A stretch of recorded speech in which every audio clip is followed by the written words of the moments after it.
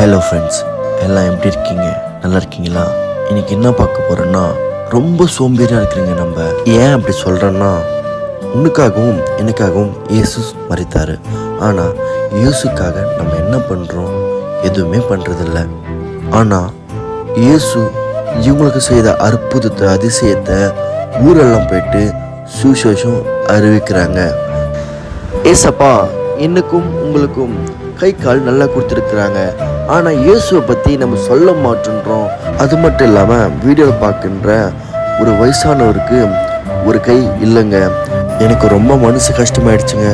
ஏன்டா ஏசப்பா நமக்கு கை கால் கொடுத்துருக்காரு, நமக்கு நிறைய அற்புதம் செய்திருக்கிறாரு, ஆனால் இயேசுவை பற்றி நம்ம யாருக்குமே சொல்லலையே அப்படின்னு ரொம்ப மனசு கஷ்டமாக இருந்துச்சுங்க.